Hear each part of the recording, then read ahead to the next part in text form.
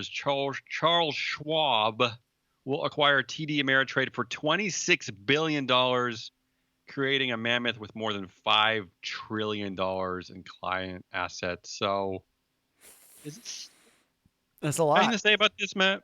So this is all in this, like, we're in this post free commission landscape, right? Where they're expecting a lot of consolidation and in this field. Is this something that people like me should care about? Well, you kind of have to because like the Why? amount of users they're gonna have like most people are gonna end up with a Schwab or an Ameritrade. Like everyone's gonna end up being just a Schwab client at some point. Right. Okay. Um, so you kind of have to because what Schwab does then. But I can't tell that like the implications of this are probably there. I think there are probably two. One, I can't figure how this gets through antitrust. It Yeah. would they're going to be monstrous, and even if they were to get through, you're talking about an oligopoly of brokers, right? Like you're talking Yeah. about you'd end up with Schwab, you'd end up with Merrill, J.P. Morgan, Morgan Stanley, and that's kind of it. Goldman Sachs is like all high net worth. Like it's really, Hmm. it's not like a.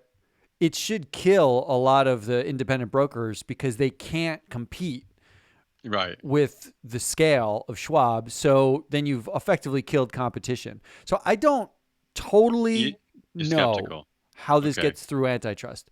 But And what's the other big point? Yeah.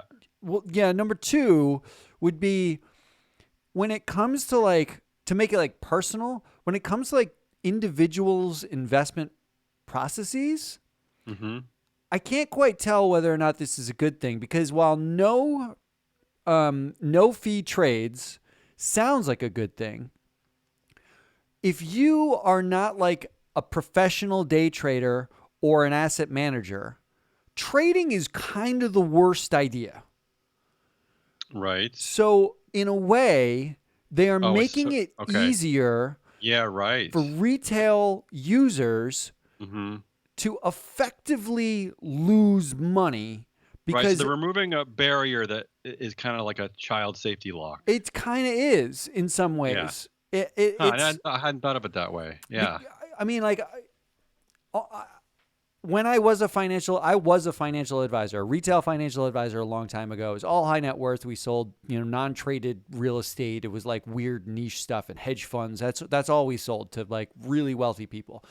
And the fees are actually a barrier to entry, not Hmm. just not just Right. lining the pocket of the actual fund, but it's actually a barrier for the buyer to say, is this a smart investment?